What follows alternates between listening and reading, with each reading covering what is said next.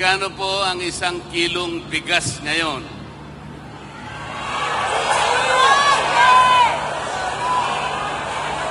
Hindi ko po marinig ang sagot nyo. Magkano po? 53 pesos? Number yata yan ni Pastor Kibuloy. Mura po ba ang singil ng kuryente sa ating bansa ngayon? Mura po ba ang presyo ng mga pangunahing bilihin ngayon? Mura po ba ang presyo ng pagkain ngayon? Murang-mura po ba ang pagpapagamot ngayon? Wala nang mura.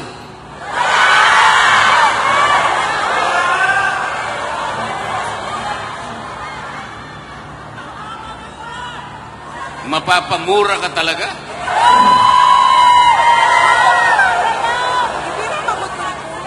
Mga kababayan, maraming salamat po sa inyong mainit na pagtanggap sa hapong ito.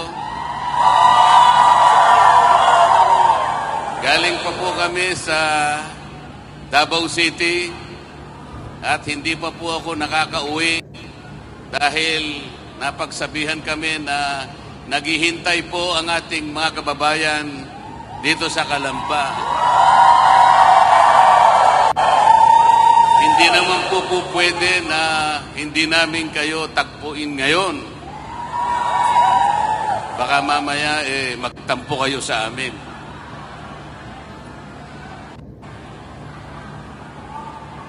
Bakit po imbes na maging mura ang mga bilihin, ang pagkain, ang kuryente, at lahat ng bagay na kailangan ng mamamayan para sa mabuhay,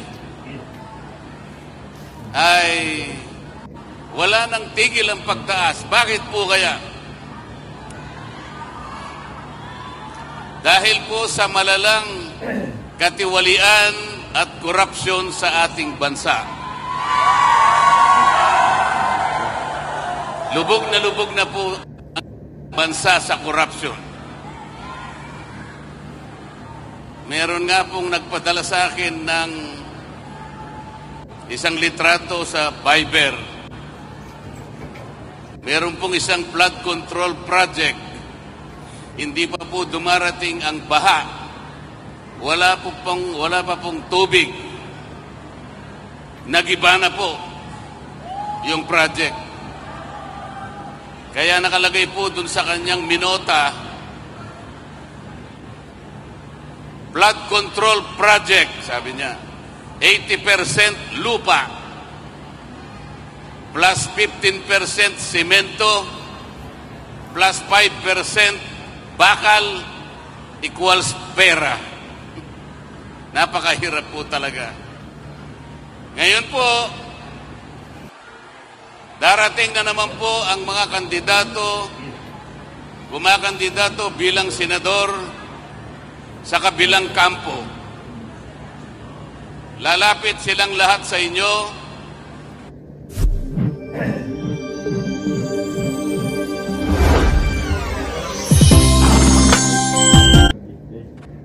Sa kanilang mga pwesto.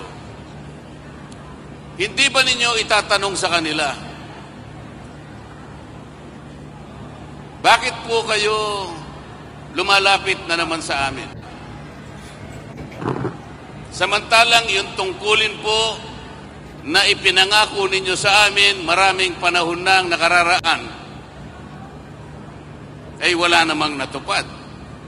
Yung pangako po ninyo na magandang buhay, na mailagay niyo po kami sa magandang kalagayan, nasaan na po yun?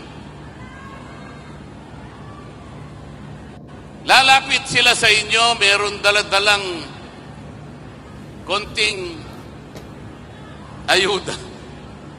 Ang tawag po nila dyan sa mga ayuda, AKAP, AIX, tupad, at kung ano-ano pa. Ipagpalagay na po natin ang matatanggap ng bawat isa. Ngayong nalalapit po ang eleksyon ay 10,000 piso. 10,000. Kapag ka dinivide nyo po yung 10,000 sa 365, ibig sabihin sa loob ng isang taon, meron kayong makukwentang amount dyan. Ano man ang makwenta nyo, i-divide nyo uli by 6.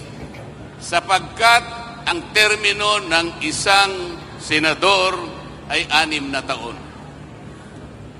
Katapos-tapusan ang makukwenta ninyo dyan, 5 piso isang araw, katumbas ng ibibigay nilang 10,000 sa inyo sa loob ng panahon na sila ay uupo sa Senado. 5 piso po.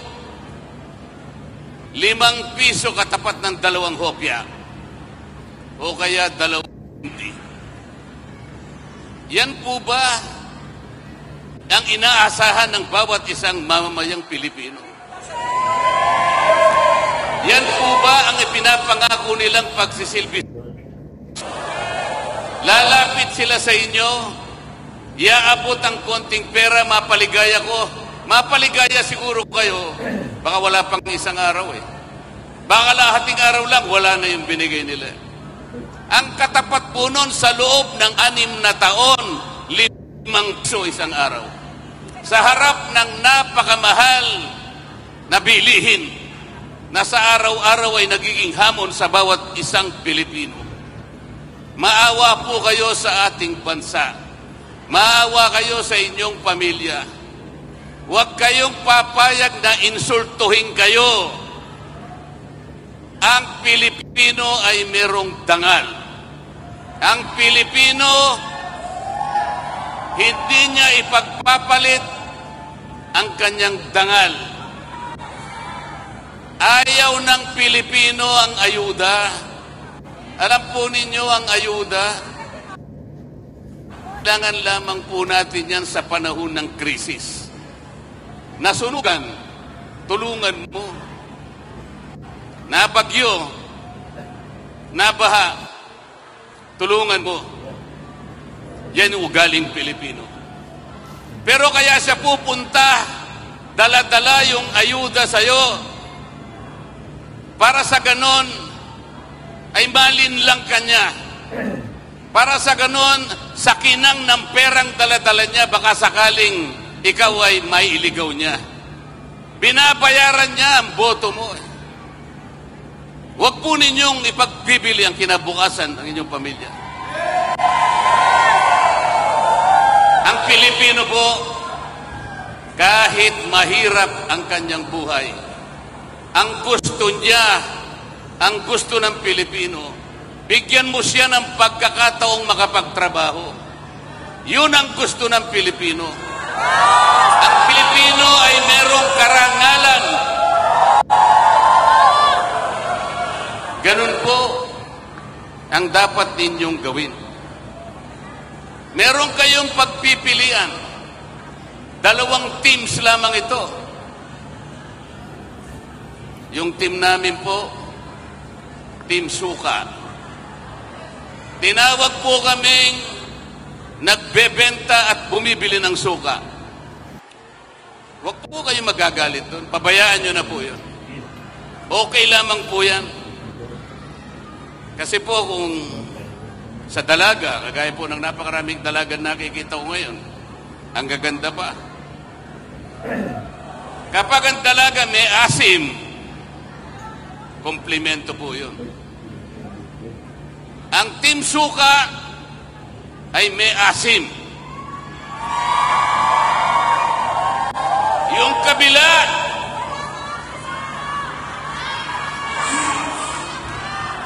umasim na. Umasim na. Isimplify na lamang po natin ang issue, mga kababayan. Gawin nating simple ang pinag-uusapan. Iboboto nyo ba yung team na silang may kagagawan kung bakit napakataas ng presyo ng lahat ng bilihin? Iboboto ba nyo yung team na silang may kagagawan kung bakit lubog na sa katiwalian at korupsyon ng ating bansa?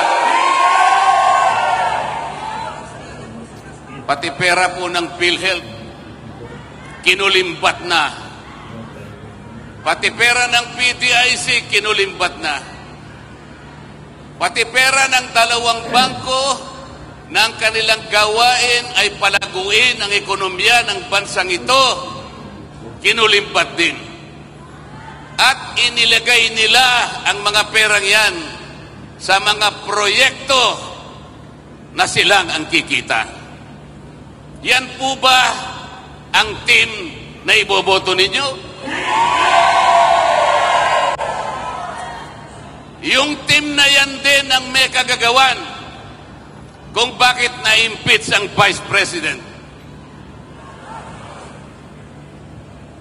Gusto nyo ba yung team? Yung team na gustong tanggalin ang Vice President? Wala pong kasalanan ang Vice President. Ako po ay kasama sa House of Representatives. Ang kalabang ko po ay napakarami. Napakarami nila. Ngunit sinasabi ko sa kanila, mali ang batayan ninyo. Mali pati proseso na ginamit ninyo. Walang kasalanan ang Vice President. Yang team na yan ang gumawa ng paraan para sa ganun ma-impeach ang Vice President. At kapag ka yung team na yan ay nanalo uli, tuloy-tuloy na nilang tatanggalin ng Vice President. Alalahanin po ninyo mga kababayan, ang ating pangalawang Pangulo Sara Duterte ay inihalal ng mahigit 32 milyong Pilipino. Ang bawat isa sa inyo ay kasama doon sa bumoto sa kanya. Yung kapangyarihan na ibinigay ninyo sa Vice President, basta-basta na lang nilang tatanggalin. Yun po yung team na lalapit uli sa inyo. Sila po uli ang lalapit sa inyo. Lalapit na nagmamagandang puso. Ewan ko naman kung papansinin nyo pa.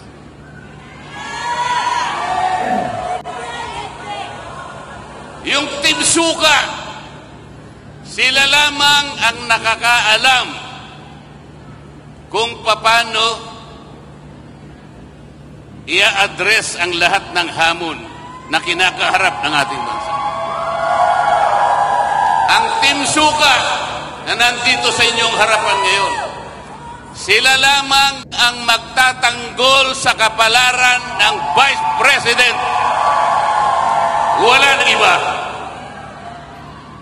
Sa sandaling makahanap sila ng 16 na senador sa susunod na Kongreso, sa susunod na Senado, matatanggal po ang ating Vice President. Yan po ang kanilang gustong gawin. Kaya ang gusto po nila, 12-0. 12-0 daw po. Walang mananalo isa man sa PDP laban. Yun ang kanilang gusto.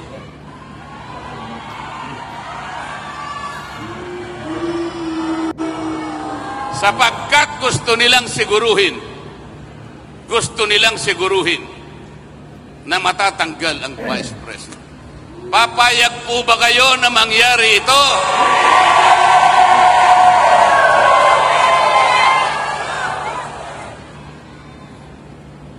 Ang PDP laban po Sila lamang ang merong kakayahan ay pagtanggol at pigilin ang kanilang mga balakin. Mahalin po natin ang Pilipinas. Sagipin natin ang ating bansa. Kilala na po ninyo kung sino-sino yung mga kandidato sa kabilang team.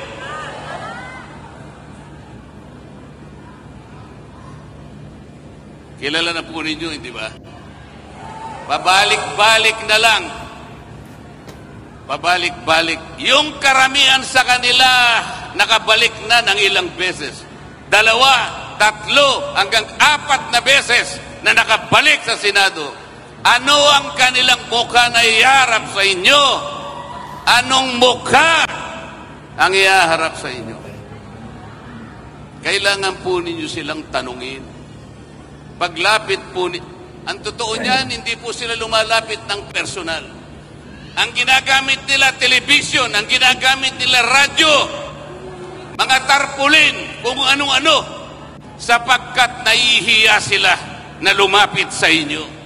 Sapagkat titingnan nyo sila sa kanilang mga mata, hindi sila makakatingin sa inyo. Ngunit ang PDP laban, sila po, titingnan kayo straight in the eye.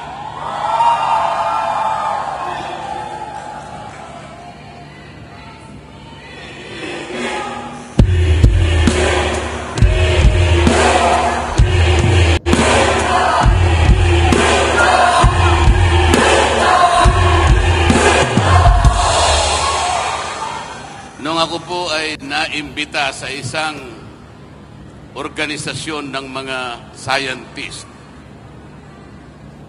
ang pangalan po ng kanilang organization ay Filipino Scientist Society. Nung kanilang 81st founding anniversary, ako po ay pumunta sa kanila sapagkat inimbitahan din po akong makapagsalita sa harap nila. Napakarami po pala nilang na-invento ng mga gamit na mahalaga at nagagamit po ng bawat isang Pilipino. Baka hindi po ninyo alam, yung Filipino Inventor Society, sila po ang naka-invento ng karaoke. Sila rin ang naka-invento ng yoyo. Pilipino pala. Sila po yung naka-invento rin ng bamboo incubator. Naka-invento rin po sila nung unsinkable portable boat. Mahalagang mga bagay po yan. At saka isang napakamahalagang pantikik na ginagamit sa ating mga barko. Meron din po silang na-inventong 3-in-1 jeepney. Pati pala yung banana ketchup. Sila pala ang naka-invento. Tinanong ko po sila bago ako umalis.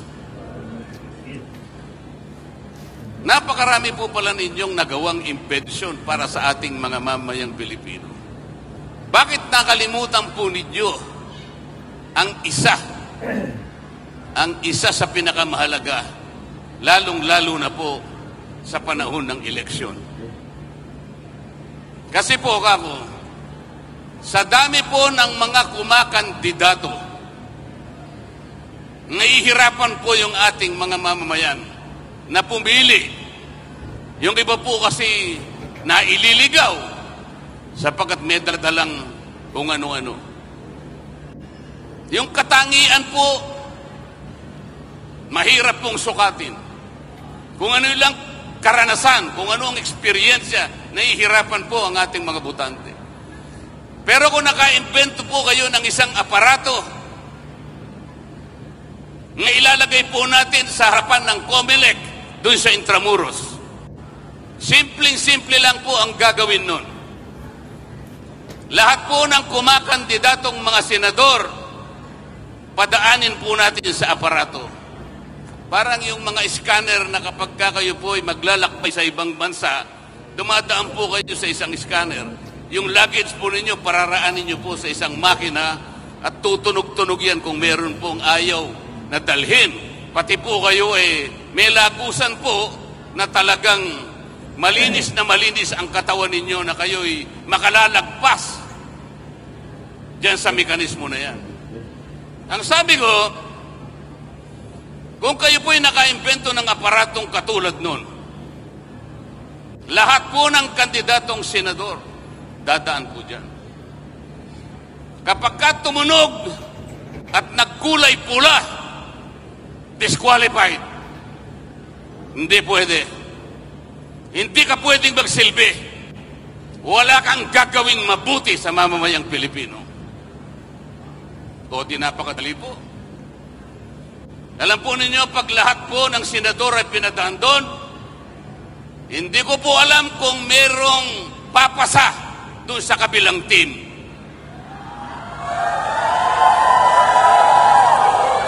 Sa PDP laban, lahat po nung siyam, makadadaan po doon.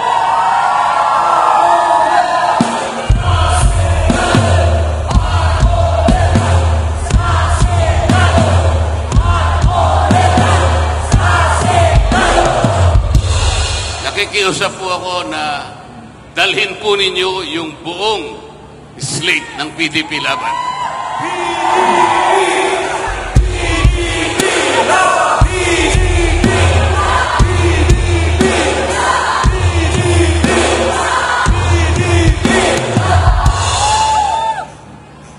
Kasi po kailangan natin ang pipigil para hindi matanggal ang Vice President. Lahat po ng ayaw, lahat po ng gustong manatili ang Vice President, lahat po kayo'y hinahamon namin. Dalhin po nyo lahat ang PDP laban. Yan lamang po ang paraan para pigilin ang maitim na balakin ng kabilang team na tanggalin ang Vice President Sara Duterte. Maraming salamat po.